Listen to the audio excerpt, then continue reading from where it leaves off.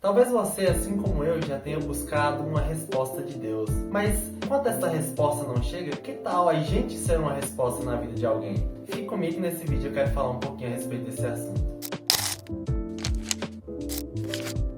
Fala gente, como é que vocês estão? No vídeo de hoje eu quero falar um pouquinho a respeito sobre a gente ser uma resposta na vida de alguém. Eu quero tomar como base o texto que está em Provérbios, capítulo 27, versículo 27, que diz o seguinte: A alma farta pisa o favo de mel, mas para a alma faminta todo o amargo é doce. Às vezes esse versículo pode parecer um pouco contraditório na sua situação, porque talvez você seja uma pessoa que esteja desesperado para encontrar alguma resposta. Então você pode estar pensando, mas como que eu estou pisando favo, sendo que eu estou sendo faminto? Mas eu quero te apresentar uma outra visão desse versículo. Às vezes, você acha que não tem nada a acrescentar na vida de alguém. Então, às vezes, a sua ajuda para você pode ser só algo amargo, pode ser algo até desprezível. Mas, para uma pessoa que está necessitando, às vezes, o que você tem a dizer pode ser como um favo de mel. Você já parou para pensar o que teria acontecido se os profetas tivessem ficado calados em um momento de desespero? Provavelmente todo o povo teria sido destruído. E muitos desses profetas poderiam estar vivendo momentos de sequidão, momentos de dúvidas, de confusão. Mas em meio a esses momentos difíceis, eles escolheram ser instrumentos, escolheram ser respostas na vida de outras pessoas. E isso muitas vezes simplesmente salvou a vida de todo o povo. Olha só que palavra interessante essa que está em Provérbios 29, 18. Não havendo profecia, o povo se corrompe, mas o que guarda a lei, esse é bem-aventurado. Olha só que passagem. Olha só que palavra interessante. Isso diz muito sobre o que eu falei, que se esses profetas, e se muitos dos profetas da Bíblia tivessem se calado em um momento de desespero, o povo teria sido destruído. Mas em meio a isso surge uma dúvida.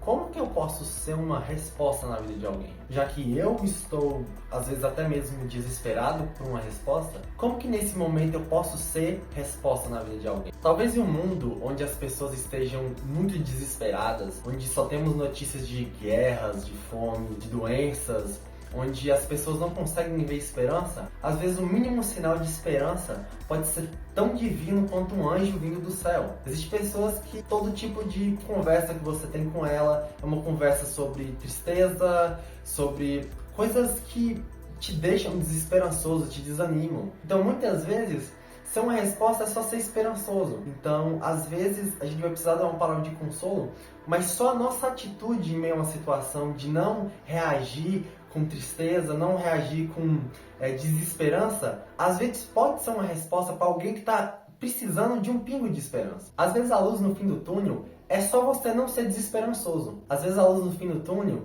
é só você dar uma palavra de ânimo. Não, a gente vai conseguir, vai dar certo. Isso pode parecer pequeno, mas é como uma velinha. Uma velinha em meio a muitas luzes fortes, ela não simplesmente ilumina nada. Mas uma pequena vela ou uma pequena lâmpadazinha, um pequeno LED, uma escuridão imensa, ela gera um resultado grandioso. Ela ilumina bastante. Ela chama a atenção. Então, use a sua vida como exemplo. Muitas vezes, quando a gente precisa de uma resposta, a gente não quer um manual sistemático do que devemos fazer. Mas muitas vezes, a gente só quer alguém falando que a gente vai conseguir no final.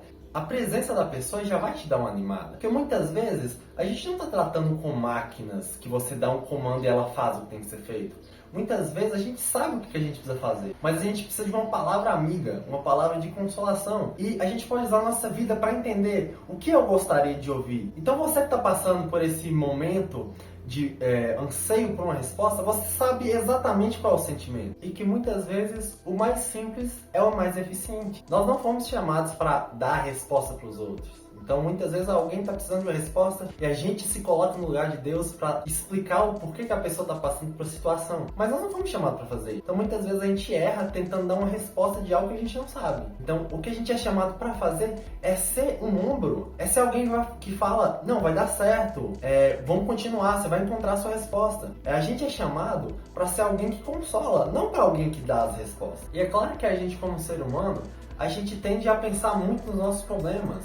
Então, se a gente está passando por um momento difícil, a gente vai olhar muito pra gente. Isso é muito humano. Mas você já pararam para pensar o que seria da gente se Jesus tivesse essa postura? Já pararam para pensar que muitos daqueles que estavam naquela multidão gritando crucifica poderiam até ter sido curado ou até mesmo consolado por Jesus? E mesmo que se não tivesse ninguém, você já parou para pensar que Jesus curou, consolou e ajudou, sabendo que ele ia ter um destino horrível, de uma morte terrível e dolorosa? Eu não estou te chamando para ignorar a situação, a sua situação, ou fingir que nada está acontecendo. Mas eu quero te mostrar outra face dessa situação. Jesus sofreu, mas ele teve uma recompensa eterna. Olha só o que Filipenses 2,5 diz. Por isso também Deus o exaltou soberanamente e lhe deu um nome que é sobre todo nome, para que ao nome de Jesus se dobre todo o joelho dos que estão nos céus e na terra, e debaixo da terra, e toda língua confesse que Jesus Cristo é o Senhor, para a glória de Deus Pai.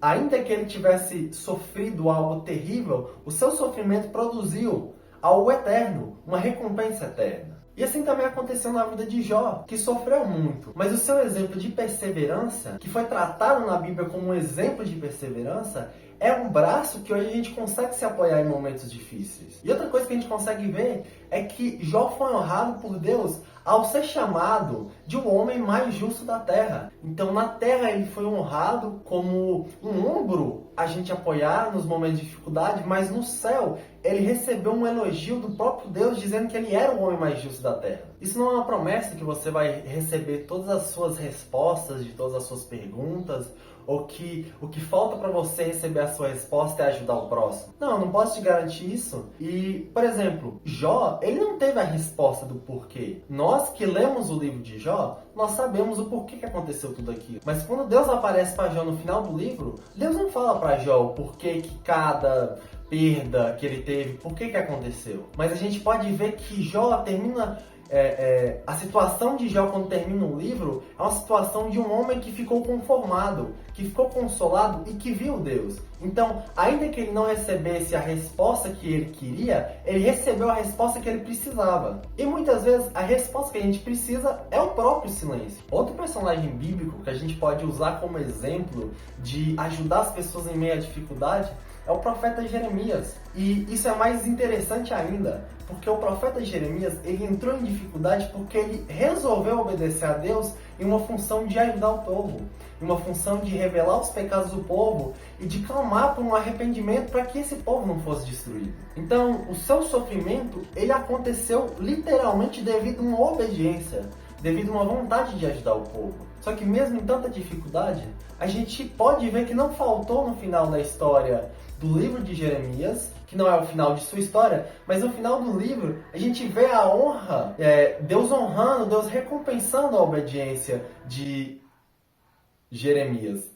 Eu fugi o nome do... Nós podemos ver no relato bíblico, quando Nabucodonosor invade Jerusalém na figura de seu general Nebuzaradã, nós vemos pessoas morrendo, pessoas sendo levadas cativas, pessoas sendo obrigadas a ficar na terra, mas é o profeta Jeremias que é honrado a ponto de Nabucodonosor dar escolha para ele sobre o que ele quisesse fazer. O profeta é o único que tem escolha de ficar, de ir para Babilônia, de ir para outro lugar. Então ele é honrado por Deus ali, sendo liberto daquilo que todo mundo estava sendo aprisionado. Portanto, eu quero te influenciar a ser uma resposta na vida de alguém. Se a gente for ler em Eclesiastes 3, vai falar que existe um tempo para todas as coisas. Então o tempo da sua resposta, ele pode ser ainda hoje, ele pode ser amanhã, ele pode ser daqui a um mês.